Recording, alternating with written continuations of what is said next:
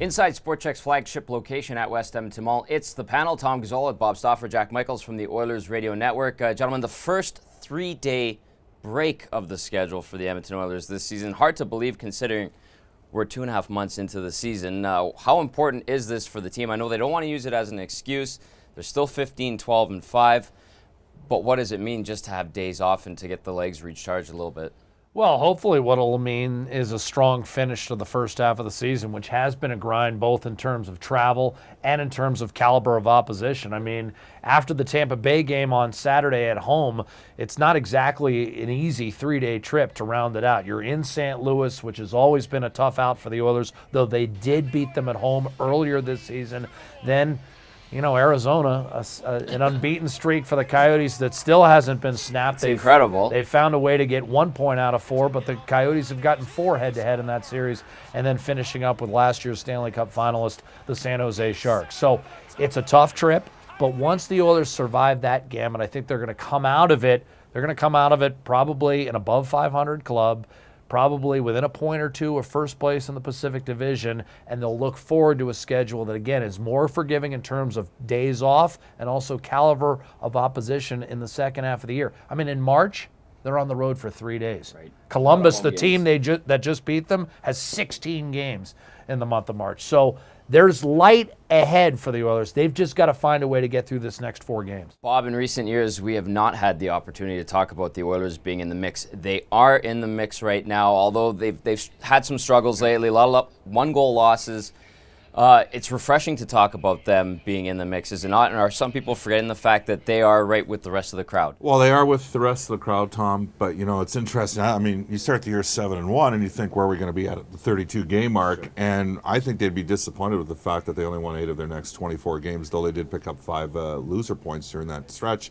However, when you look at the other metrics, they're basically a playoff, they're top 10 in power play and penalty kill, though each of those two groupings has had some tough stretches. Shots for, they're 5th in the league. They're amongst the top 6 or 7 teams.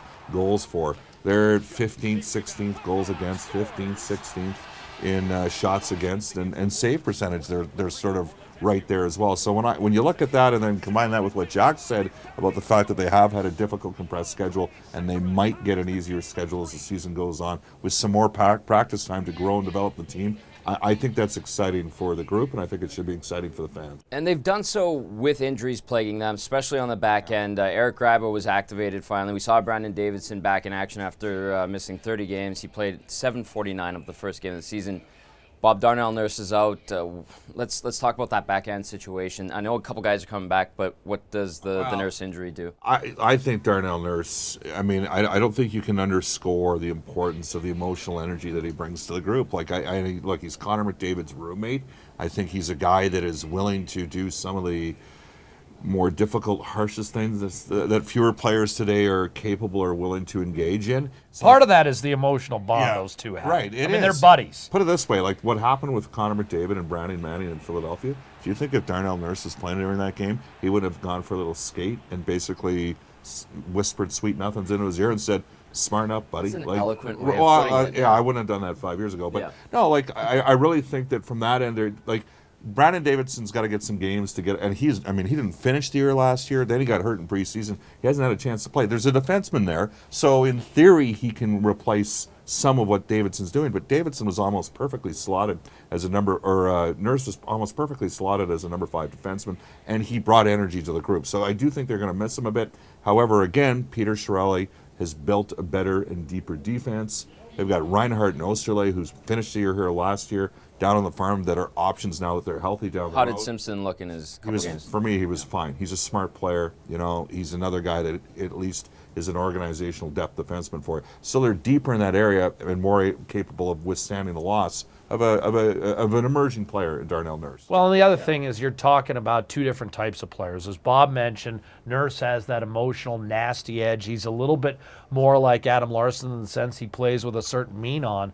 But on the other hand, Brandon Davidson, when he was at the top of his game, and for about, 30 of the 50 games he played last year, he was at the top of his game. Once he got fully healthy and ready to go, he's basically a lot like a slightly bigger version of Chris Russell, who can defend in his own zone, but he also has a little bit of puck movement to his game. He's got a decent shot from the point, and there are, and I think you'd agree with me, less peaks and valleys with Davidson's game than Darnell Nurse. So He's 25 years old. he's just got a little bit more of a polished edge. And that's not taking anything away from Darnell, but again, we're talking about two different types of players, and the fact that Edmonton has the depth within the organization to sustain the loss of Nurse, even for a prolonged period of time, in this case up to 3 months, I think speaks well to what the Oilers are building. Okay, quickly, guys, 4 games before the Christmas break, 1 at home. Tampa Bay coming to town on Saturday night. Let's tee up that game briefly.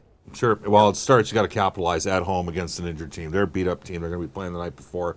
That's an absolute, they have to have that game. Well, they don't have, first of all, they don't have Kucherov and Callahan. There are question marks for the weekend, and in the win they had over Calgary, they lose Andre Palat. So if he's not able to go, couple that with, oh, by the way, Steven Stamkos won't play, and some indifferent goaltending. Even in victory, Ben Bishop gave up 3 goals against Calgary. I'm suspecting we'll see Bishop in that. Obviously, that's a game you've got to get. Gentlemen, thank you very much. Oilers Lightning Saturday night at 8 o'clock. Jack and Bob, as always, have the call for you on Ched. I've got you covered right here on EdmontonOilers.com.